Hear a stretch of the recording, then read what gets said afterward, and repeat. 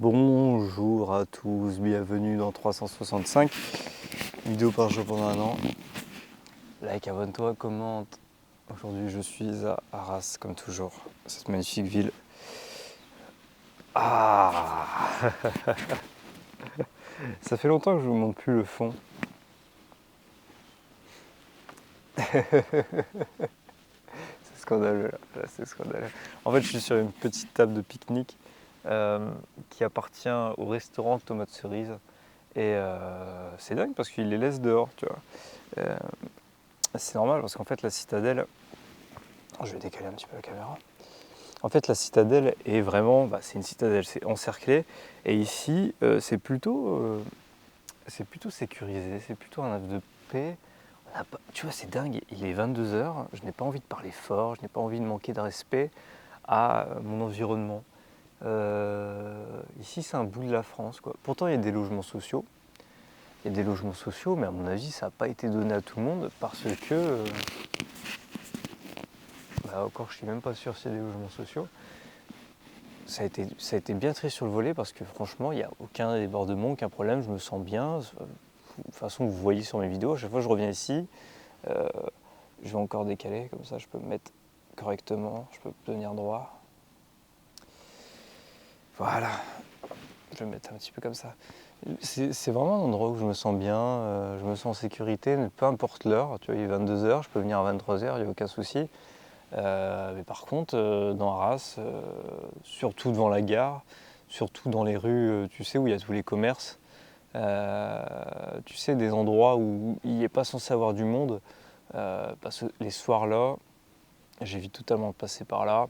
Les places sont encore correctes. Voilà, Arras, c'est connu pour ses vieilles places, ses places anciennes. Vraiment, et c'est mythique, c'est très mythique. Je vous conseille de visiter Arras au moins une fois dans votre vie. Ça ne se fait pas clairement pas en une journée. Tu passes une après-midi ou une matinée. Voilà, c'est extrêmement, c'est bien. Il y a 4-5 églises, dont une cathédrale. Donc franchement, c'est très très très intéressant à visiter.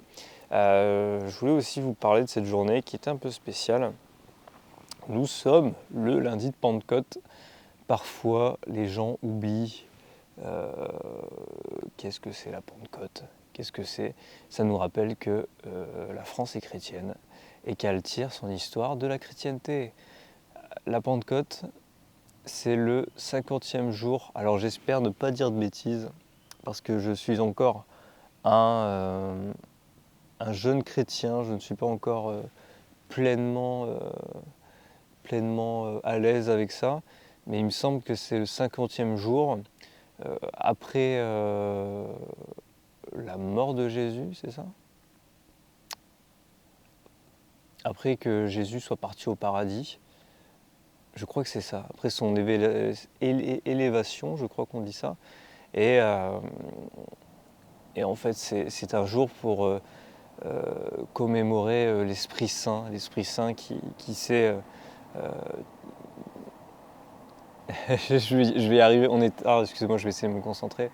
Esprit Saint, on dit ouais, les chrétiens et tout, je suis pas chrétien parce que ils ont trois dieux, c'est faux, on n'a qu'un seul Dieu. On a le Père, le Fils, le Saint-Esprit. Les trois, en fait, je ne sais plus comment ça s'appelle, j'ai un trou, comme par hasard, je l'ai oublié.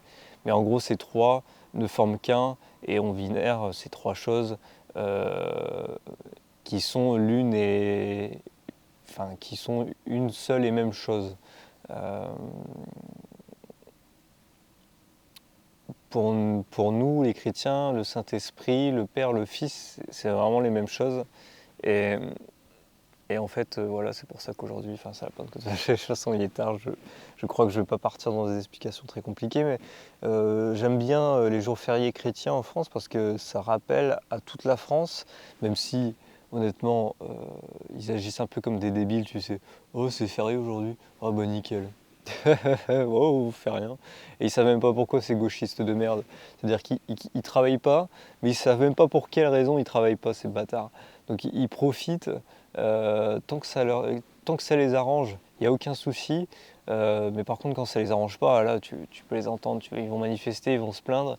Et demain, imaginons qu'on se dise, ah bah écoutez, on va retirer tous les jours fériés chrétiens parce que c'est pas laïque, c'est pas, voilà.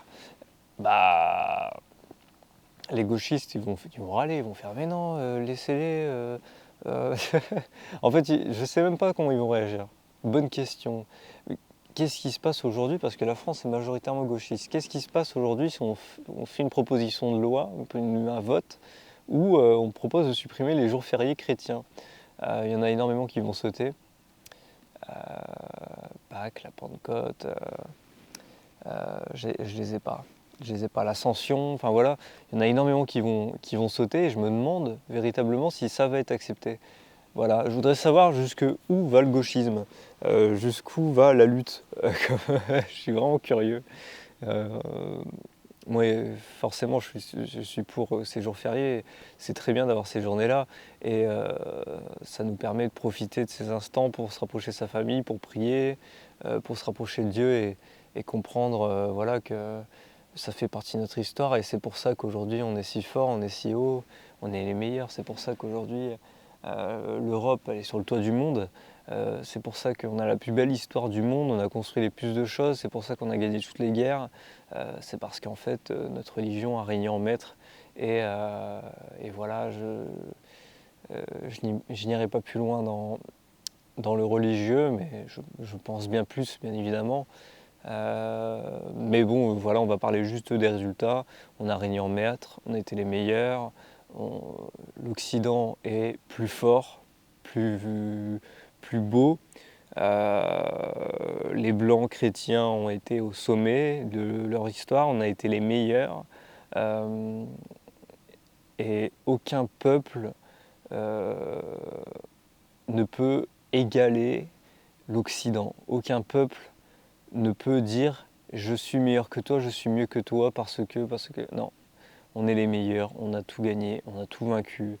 Si la France aujourd'hui est à cet endroit-là, en plus c'est la meilleure position géographique au centre, voilà, au centre de tous les échanges par rapport maritime, montagne, mer, champs, la météo, enfin tout est parfait. Tu sens que ce pays a été choisi et tu sens que les gens qui l'ont conquéri le voulaient véritablement parce que c'était la meilleure position géographique sur cette terre. Tu comprends pourquoi et franchement on n'a rien à égaler. C'est pour ça quand tu entends des gens dire vous devrez vous excuser pour votre passé colonialisme. Il y a souvent une vision assez mauvaise du colonialisme. J'ai vu une vidéo récemment qui expliquait qu'en fait le colonialisme n'est pas forcément mauvais. Au contraire, quand on a colonisé l'Algérie par exemple, on leur a donné des routes, des hôpitaux, des infrastructures, des écoles. On leur a tout construit pour des centaines de millions d'euros de développement. Et après, bon voilà, ils ont demandé leur indépendance, enfin, ils ont fait la guerre pour avoir leur indépendance. Ils l'ont obtenu. Le colonialisme, ce n'était pas une mauvaise chose, dans le sens où l'époque où la France régnait en maître était les plus forts, les meilleurs. Avoir la France dans son équipe, c'était un atout.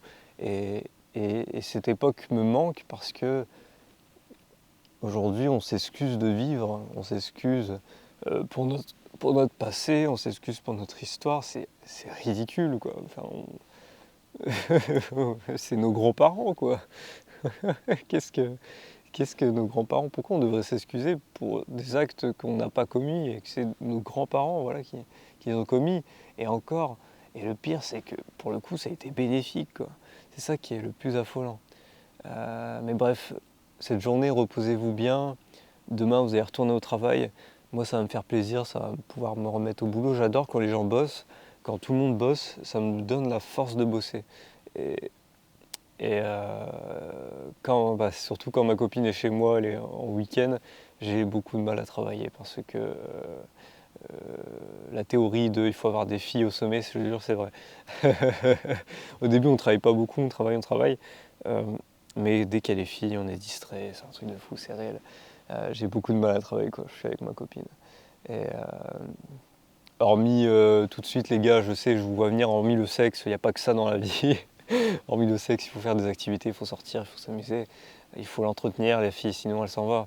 Et c'est des choses que je n'arrive pas à faire parce que je travaille beaucoup trop. Et des fois, j'ai des amis qui me disent, de la famille notamment, parce que mes amis, ils ont très bien compris que moi j'étais un acharné du travail.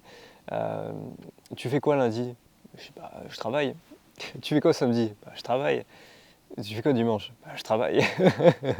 Oh, et puis le matin, je vais à la messe, quoi. Mais sinon, je travaille.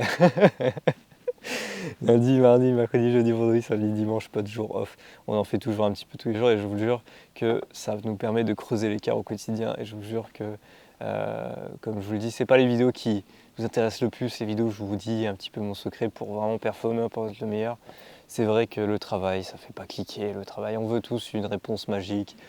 Comment j'ai buzzé, comment j'ai percé, comment j'ai obtenu 10 000 abonnés. Les gars, la vraie réponse, c'est le travail. Le travail, tous les jours un peu plus, et plonger au cœur de sa passion, mettre sa tête dedans, et, euh, et épouser corps et âme, avec amour, notre passion, un peu comme Childish Gambino. J'ai regardé le reportage de Seb sur Childish, qui était très intéressant.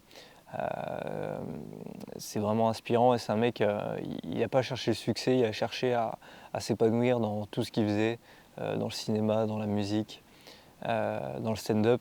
Et je me suis beaucoup identifié à lui, et pas dans le sens dans sa carrière est monumentalement grande, mais moi aussi j'aimerais bien m'épanouir dans tous les domaines et, euh, et espérer apporter au monde quelque chose de nouveau, ma vision, une vision que je pense juste.